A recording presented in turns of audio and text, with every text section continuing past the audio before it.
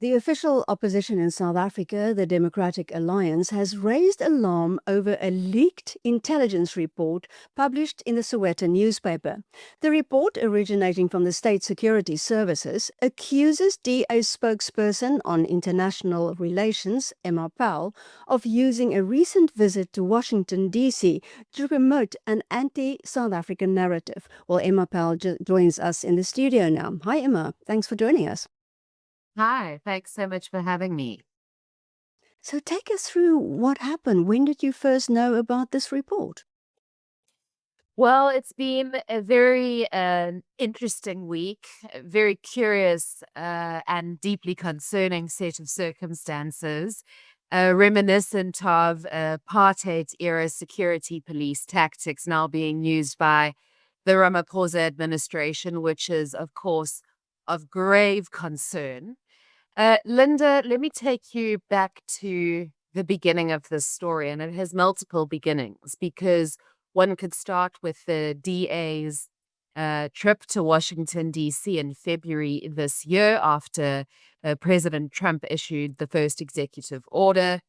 Or one could start on Monday this week when I released a media statement asking where Ramaphosa's special envoy, Mcebisi Jonas, was.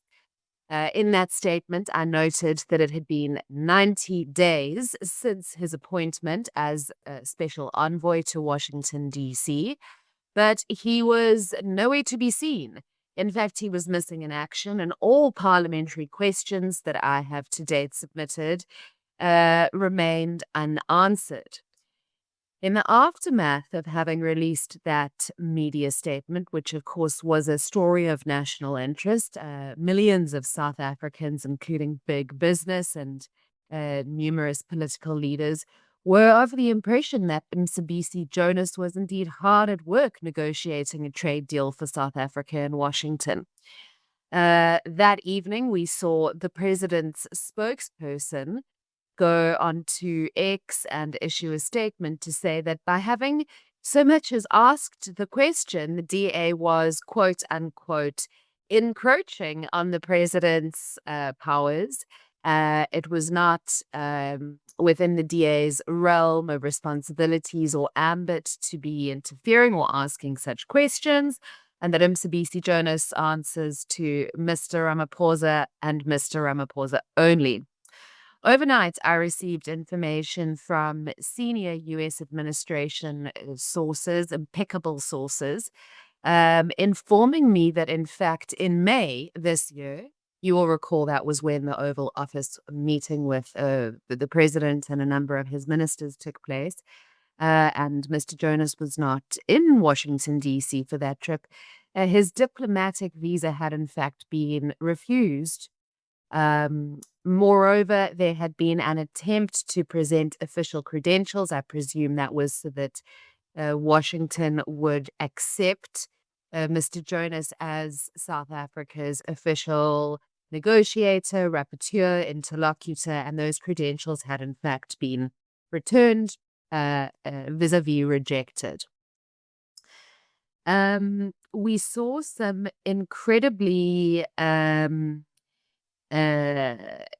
vitriolic responses then coming out of DIRCO. So that was the foreign minister's spokesperson, Crispin Perry, wrote what I would call a stream of consciousness essay on X, accusing me of a number of things, trying to discredit me as an individual.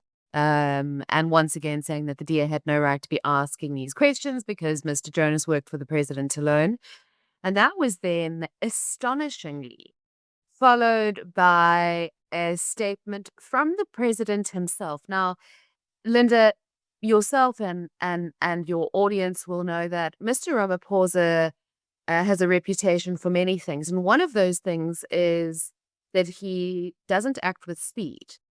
He takes many, many weeks, if not months, to respond to urgent, pressing matters. He takes time to apply his mind. He does not very often have knee-jerk reactions. And very seldom does he allow the nation to see him rattled or angry. And yet that very night, after I released the second statement informing the nation that not only had Mr. Jonas not been hard at work in Washington, but in fact, Washington had informed the presidency and government on multiple occasions that they would not accept Mr. Jonas and that they had requested a new envoy. The presidency issued a very vitriolic statement. It sought to tarnish my political party's reputation.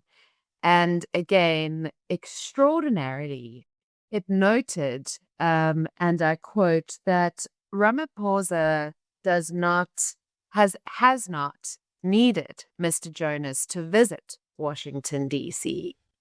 Now, one would think that as a special envoy, in the absence of South Africa having an ambassador, a deputy ambassador, a formally mandated trade negotiating team, that his special envoy would in fact be hard at work in Washington, meeting with the US Trade Representative's office to resolve the looming 30% tariffs, the Liberation Day tariffs that are set to come into effect on the 1st of August, and that he would be frequently updating the nation, because what's really at stake here, Linda, is growth and jobs. And it is not the ANC or our billionaire president who's going to feel the brunt of these 30% tariffs, 25% tariffs in the automotive sector that could potentially decimate the sector, will have concomitant impacts on related supply chains to other parts of the world like Europe. It's not the president that will feel the brunt, it's the ordinary people of South Africa. This is where the story gets one could say it's been difficult to believe what has subsequently transpired, because in the last 24 hours, as a sitting member of parliament, I have had South Africa's state security agencies weaponized against me in order to intimidate me and in order to cast a pall over my credentials, my reputation, my intentions, my work, my patriotism, and my love for my country. I was telephoned yesterday by a journalist asking to talk about my engagements in Washington, D.C. in February. You will recall that 2 weeks ago, 4 months after that trip, President Ramaphosa fired Deputy Minister of Trade and Industry Andrew Whitfield. Andrew Whitfield was allegedly fired for not having obtained the permission of the president, despite requesting on more than 10 occasions for such permission, despite the presidency having engaged, in fact, with myself. I have WhatsApp messages from the president's spokesperson wishing us luck in Washington, telling us that they were looking forward to hearing the outcomes of the trip. Andrew was fired 2 weeks ago. We know that the reason wasn't that he didn't seek permission, rather it was that he was probing he was doing his job a little too well in terms of probing some of the corruption in that department. And so I telephoned the journalist and I said, sure, happy to answer any of your questions. Details of our trip have been well ventilated. She said, no, I'd like to ask you about a report that is in our possession. And I said, what report? And she said, it's an intelligence report that details your activities abroad, not only in the United States. It makes a number of very serious findings against you, including that your actions have been designed to please and appease foreign entities and foreign states, that you've been acting in the interests of foreign states. That I have deliberately undermined South Africa's national interest, that I have engaged with.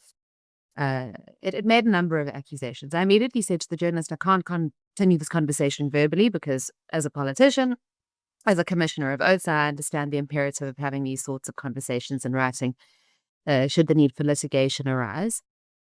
I said, I'm going to hang up. Let's continue this conversation in writing. I then sent her a message and I said to her, I'm so sorry, Jeanette, I'm unable to give you any comment on a fake news report. No such report exists. Please send me your editor's details. Which she duly did. I phoned the editor of the Sowetan and I started talking and I started saying, I think there's a problem here. The Sowetan publication under Arena Holdings, which of course, some reputable newspapers in that stable. I said, you have a journalist who's writing a story on a fake news report that doesn't exist, that makes some very damning allegations against me as a second-term member of parliament. I said, and I'd like to remind you of the press code and you're subject to them, but he stopped me. And he said to me very gently, the journalist is writing the story with me. We are in possession of a formal state security report that has served before the National Security Council on the president's instruction. And the report is very serious. An investigation has been conducted into you and your activities abroad. And I said, well, can you send the report to me? No, he can't. So I said, well, how do you have the report? And he laughed. He said, someone gave it to me. I said, so you're asking for my comment on a state security report that makes a number of incredibly serious allegations against me, but you won't show me the report. You're asking me to trust what you're telling me that it comes from state security. And he said the report does come from state security services. It's gone to the National Security Council. I wouldn't run the story as the editor of the Sowetan if it wasn't an authentic, legitimate report.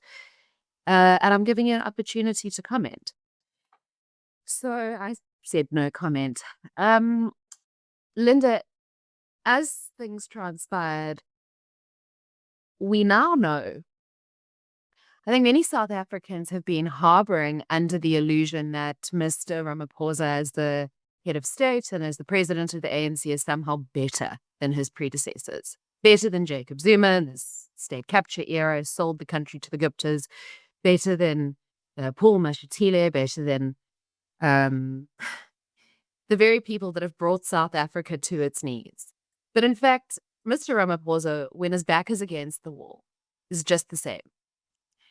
What we have seen now is, for the second time in South Africa's democratic history, state security services being weaponized against sitting members of parliament who are protected in terms of the Immunities and Privileges Act, piece of law. We saw this during the apartheid era. We saw this during the state capture era. And we are now seeing it with the Ramaphosa administration. Now, the idea is when you can't defend your argument, you level attacks against your opponent to try and discredit and undermine them. Instead of improving your argument, you try and discredit your opponent. It smacks of a level of political immaturity, unbecoming of a head of state. But what is clear here, Linda, is that the ANC are incredibly weak. I don't think that in 30 years they have been weaker. They have been exposed.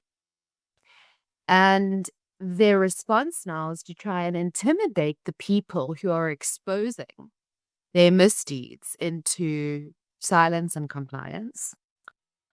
And I want to make one thing very clear. I love this nation. I intend on spending the rest of my life in this nation. I have so far dedicated my life to fighting for this nation and doing what is good and right and proper.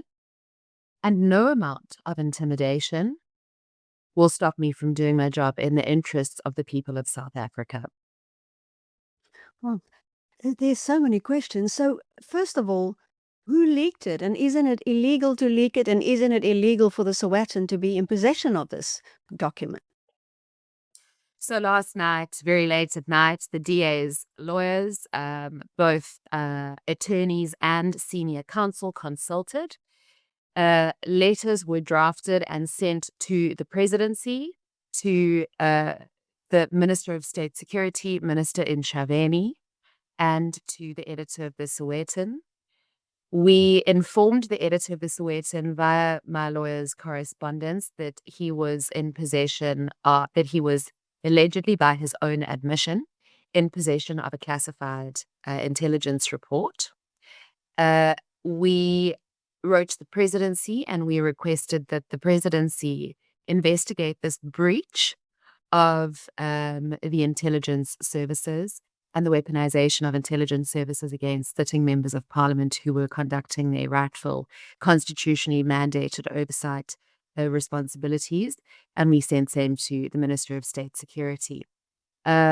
We have now today submitted a promotion of access for Information Act request. We know by the Sowetan editor's own admission that he is in possession of the report. A front page story with my and the president's face has been published speaking to that report. So we will in coming days be taking legal action to compel the disclosure of such a report. Our lawyers are in the process of consulting in terms of the various intelligence laws that govern this. Not only the instruction that had obviously been given to state security services to surveil me, to surveil my movements, to potentially surveil all manner of other aspects of my life, but also to produce such a report and then to leak it as a form of weaponization and intimidation, because the presidency is so furious that I revealed to the nation that after the expulsion of Ibrahim Rasool, his special envoy is also not welcome in Washington, D.C. So we are taking illegal action. And I just wanted to make something clear. This is designed to cast a pall on my reputation and my credentials, saying that it is myself as the DA's International Relations or Foreign Affairs spokesperson who is bringing South Africa's reputation into disrepute on the international stage. But the ANC don't need any help with that. They've done a fine job of that themselves. It's the ANC who have brought South Africa into disrepute in the international community of democracy. Their dalliance with Iran, with Russia, with Cuba, with the proxies of Iran, and with the enemies of freedom the world over. And yet when the Democratic Alliance exercises its constitutional right to engage with all manner of friends across the world, we are accused of undermining South Africa's foreign policy. And I think that it goes to the heart of, firstly, the ANC very clearly have got something to hide in regards to Mr. Jonas and what's really going on there. And it's going to be very interesting to see what happens on the 1st of August, because what we know as an empirical fact is that Mr. Jonas has not been in Washington. He's not welcome in Washington. And I'm sure he could go as a tourist. He's not welcome as an official interlocutor. He's been denied a visa. His credentials have been rejected. There's nobody negotiating on behalf of our head of state. DTIC are treading water in terms of striking a deal. And when the ANC's back's against the wall, they're now resorting to apartheid-style intimidation tactics. The ANC's foreign policy, where they have prioritized, as a result of some form of nostalgic yearning, their liberation era allies over the national interest, over jobs and growth agenda, is what has cast such a pall over South Africa. It's what's led to the executive action that has come out of the Trump administration. And this is a deflection tactic. We're going to go harder. We're not going to back down. We're going to expose more, because the gloves are off now. We have everything to fight for and everything to lose. And it's my job to wave the South African flag high on the international stage, to create a binary between the DA's foreign policy outlook and the ANC's foreign policy outlook. The DA, the second largest partner in the government of national unity. The ANC are now a 39% party and dropping. And we're not going to back down. We're just going to work harder. So, Linda, I think that ultimately, when all is said and done, and the history books of this moment are written, I'm reminded of the founder of our party, or one of the founding mothers of our party, Helen Suzman, who, in response to accusations in Parliament that she was embarrassing South Africa, which is the accusation that the State Security Report makes against me, amongst other things, Helen Suzman responded, "It is not my questions that embarrass South Africa. It is, in fact, your answers." 50 years later, the same rings true. To recap, you're saying that Mr. Ramaphosa is first of all using taxpayers' money, and second of all, the secret services to go after members of the Democratic Alliance when they do something that he doesn't agree with. In the context of the gut, we have seen members of parliament of the DA targeted previously, but in the Jacob Zuma era. In my recollection, I'm a second-term member of parliament. This is the first time that this level of weaponization of state security has happened under Ramaphosa's watch. Two possibilities exist. One possibility is that state security actively did surveil. And I travel internationally a lot. So one possibility is that actual taxpayer-funded resources have been used to surveil a member of parliament and to gather intelligence and to write reports. The second possibility is that this is more of a sort of Arthur Fraser-esque, it's a cheap and nasty desktop report written by somebody within the intelligence services with sort of a fait accompli mandate. So an intended outcome that is predetermined, that is then sent to the National Security Council as a legitimate intelligence report. My take is it's most likely the second, the latter option.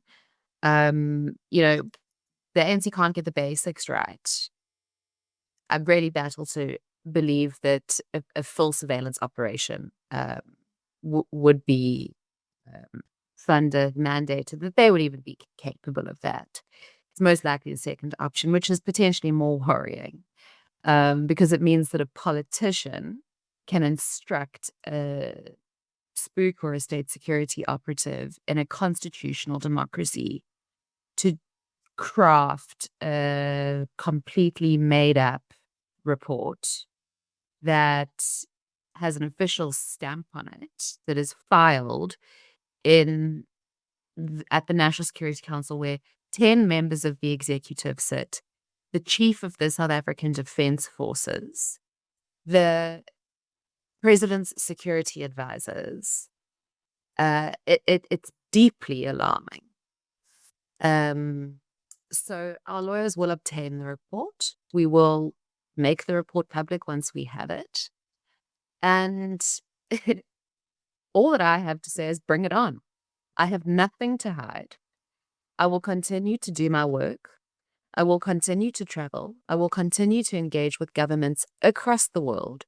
I will continue to stand on international stages and to remind audiences that the ANC no longer governs South Africa with an outright majority, that they are now one member of a 10-party coalition, and that their time is up. So my message to the presidency, to state security services, for those involved, I'm sure there are some very professional people in the state security services, but to those involved, my message is simple: bring it on.